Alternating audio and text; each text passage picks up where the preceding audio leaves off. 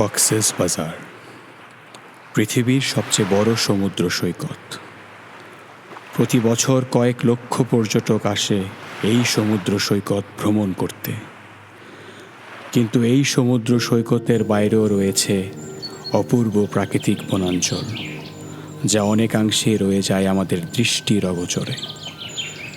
এসব বনাঞ্চল অসংখ্য জীব ও বৈচিত্র্যে ভরপুর, যা কক্সেস বাজার ভ্রমণকে করে তুলতে পারে আরও আকর্ষণীয়। 1920 সালে চট্টগ্রাম বন বিভাগকে দুই ভাগে বিভক্ত করে চট্টগ্রাম ও কক্সেস বাজার বন বিভাগ তৈরি করা হয় এবং পরবর্তীতে 2001 সালে কক্সেস বাজার বন বিভাগকে কক্সেস বাজার উত্তর ও দক্ষিণ বন বিভাগে প্রতিষ্ঠিত করা হয়। কক্সেস বাজার উত্তর বন বিভাগকে 10টি রেঞ্জে বিভক্ত করা হয়েছে।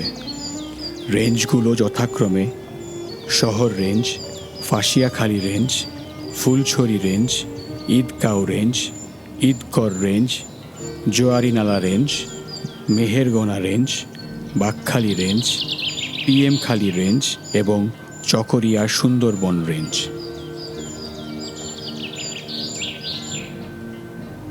ফাঁসিয়াখালী রেঞ্জের বনভূমির পরিমাণ 13,444.54 একর। ফুলছড়ি রেঞ্জের বনভূমির পরিমাণ 9,939.31 একর। ঈদগাঁও রেঞ্জের বনভূমির পরিমাণ 5,348.34 একর। ঈদগড় রেঞ্জের বনভূমির পরিমাণ 8,404.25 একর। মেহেরগোনা রেঞ্জের বনভূমির পরিমাণ 8,365.01 একর। জোয়ারিনালা রেঞ্জের বনভূমির পরিমাণ 8,215.38 একর। বাকখালী রেঞ্জের বনভূমির পরিমাণ 14,230.61 একর।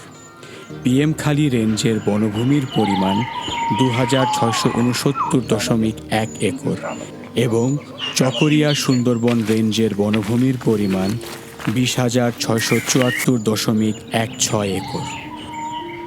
এ নিয়ে কক্সেস বাজার উত্তর বন বিভাগের মোট বনভূমির পরিমাণ 76,000 একর।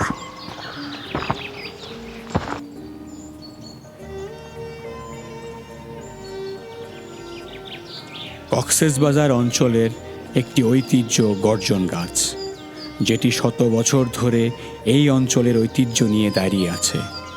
এছাড়াও আছে শাল, সেগুন, অর্জুন, জারুল, বৈলাম, কাঞ্চনবেদী, সোনালু, গদগদিয়া, পিটরাজ, বাটনা ও অন্যান্য।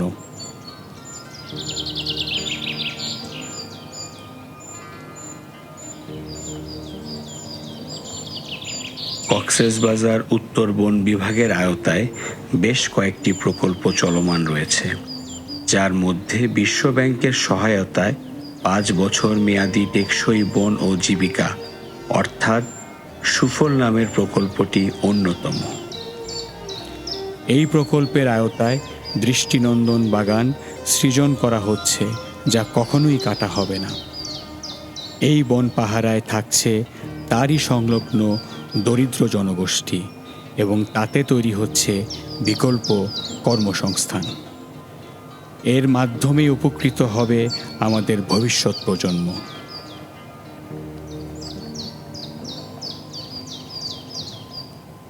ফুলছড়ি, ফাঁসিয়াখালী, ঈদগড়, ঈদগাঁও, জোয়ারিনালা, বাকখালী এবং মেধাকচ্চপিয়াতে সাধারণত হাতির বিচরণ বেশি লক্ষ্য করা যায়। কক্সেস বাজার এলাকাতে রয়েছে প্রায় 200 হাতি।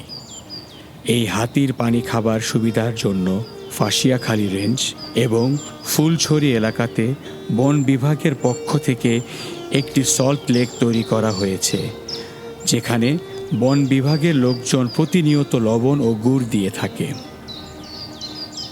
হাতিসহ সকল বন্য প্রাণী সংরক্ষণের দায়িত্ব নৈতিকভাবে আমাদের সবার। কোনো কারণে হাতির দ্বারা মানুষের ক্ষতি হলে বা মৃত্যুবরণ করলে সরকার 250,000 থেকে 3 লক্ষ টাকা পর্যন্ত ভর্তুকি দিয়ে থাকে। গত অর্থ বছর হাতির দ্বারা ক্ষতিগ্রস্ত 21টি পরিবারের মধ্যে 7,45,000 টাকা ক্ষতিপূরণ প্রদান করা হয়।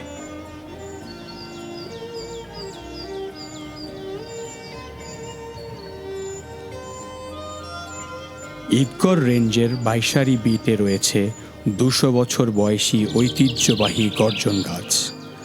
গাছটির বের প্রায় 28 ফিট এবং উচ্চতায় প্রায় 80 ফিট। কবিতার ভাষায় বলতে হয়, দেশের সর্ববৃহৎ গর্জন গাছটি রয়েছে বাইশারিতে এখন, না দেখলে এই আশ্চর্য সৃজন আপনার জীবন থাকবে অপূরণ।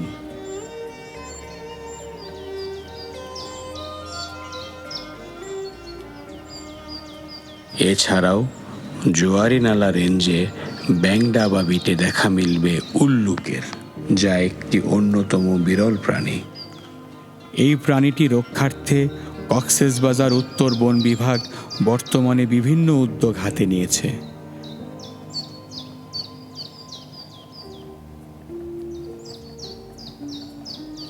বিগত 5 বছরে কক্সবাজার উত্তর বন বিভাগ কর্তৃক রাজস্ব আদায়ের পরিমাণ সর্বমোট 11,92,313 টাকা।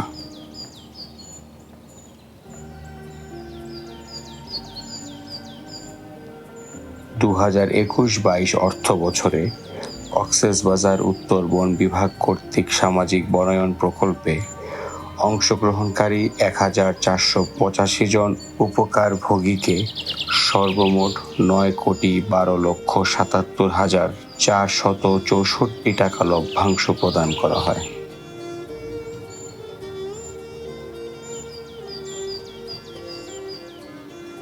এখন কক্সবাজার বন বিভাগের বিভিন্ন কার্যক্রম সম্পর্কে আমাদের আরও বিস্তারিত জানাবেন কক্সবাজার উত্তর বন বিভাগের ঊর্ধ্বতন কর্মকর্তাবৃন্দ।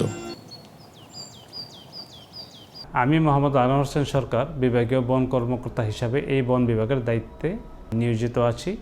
এই বন বিভাগের অধীনে 10টি রেঞ্জ, 29টি বিট রয়েছে এবং অনেক পুরাতন বাগান এবং নতুন প্রকল্প আছে বাগান সৃজনের জন্য এই বনাঞ্চল রয়েছে এবং ৭৬,০০০ একর জায়গা নিয়ে এই কক্সবাজার উত্তর বন বিভাগ তৈরি। আর এই বন বিভাগে রয়েছে ঐতিহ্যবাহী আমাদের সেই শতবর্ষী গর্জন বাগান, যে ব্রিটিশ আমলের গর্জন বাগান এখনও এই অঞ্চলে আমরা দেখতে পাই এবং সেটাকে কেন্দ্র করে একটি জাতীয় উদ্যান তৈরি হয়েছে, যেটা হচ্ছে মেধা কচ্ছপের জাতীয় উদ্যান। সেখানে সল রেক রয়েছে, যেটা হাতি, এখনও হাতির পাড় আছে পানি খেতে এবং ওই এলাকায় হাতি দেখা যায়। এবং এই গর্জন বাগানের ভিতরে আমরা এখন একটা পরিকল্পনা নিয়েছি যে একটি লেক তৈরি করব বড় আকারে। মাননীয় প্রধানমন্ত্রী শেখ হাসিনা এই সরকারের আমলে শুরু থেকেই এই অঞ্চলে বনায়নের উপর যথেষ্ট গুরুত্ব দিয়েছেন। তারই ধারাবাহিকতায় গত 5 বছর যাবৎ এই অঞ্চলে কয়েকটি প্রকল্প চালু রয়েছে। এর মধ্যে সুফল একটি প্রকল্প চলমান রয়েছে, টেকসই বন জীবিকা সুফল প্রকল্প। আরেকটি হচ্ছে জলবায়ু পরিবর্তনের বিরূপ প্রভাব মোকাবেলায় সারা দেশব্যাপী ব্যাপক বনায়নের লক্ষ্যে চারা উত্তোলন প্রকল্প। আরেকটি প্রকল্প রয়েছে কক্সবাজার জেলায় সবুজ বেষ্টনী সৃজন, প্রতিবেশ পুনরুদ্ধার এবং ইকোট্যুরিজম উন্নয়ন শীর্ষক প্রকল্প। এই প্রকল্পগুলির মাধ্যমে আমরা ইকোট্যুরিজমকে ডেভেলপ করছি। এলাকায় প্রচুর বনায়ন হচ্ছে এবং নার্সারি তৈরি হচ্ছে।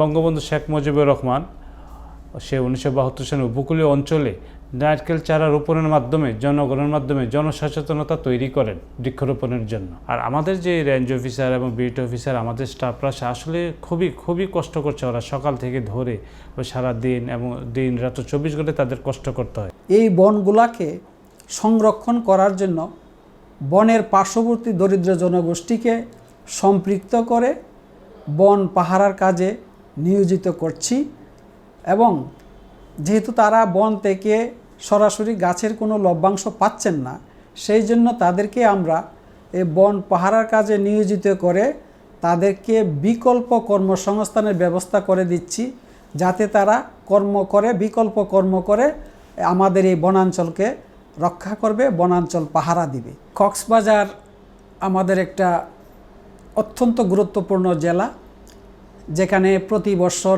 দেশি বিদেশি ট্যুরিস্ট এসে থাকেন এবং মূলত এখানে টুরিস্টরা এসে থাকেন মানে সাগরের সৌন্দর্য উপভোগ করার জন্য, কিন্তু সাগরের পাশাপাশি পাহাড়ের যে একটা আলাদা সৌন্দর্য আছে সেটাকে কিন্তু আমরা এতটা জানিও না বা সেভাবে উপভোগও করি না। আমি কক্সবাজার বন বিভাগের পক্ষ থেকে দেশবাসীকে আমি অনুরোধ জানাই, আপনারা যখন সাগরের দৃশ্য দেখতে আসবেন পাশাপাশি আমাদের বনের দৃশ্যও দেখবেন, তাহলে আপনাদের মন অনেক আনন্দিত হবে। আন্তর্জাতিক বন দিবসে এবছর আমাদের একটা স্লোগান রয়েছে, সেটা হচ্ছে বন সংরক্ষণের অঙ্গীকার, টেকসই উৎপাদন ও ব্যবহার। আমাদের এই স্লোগানকে সামনে রেখে আমরা আমাদের এই বনাঞ্চলকে সামনে এগিয়ে নিয়ে যাব এই প্রত্যয় ব্যক্ত করছি।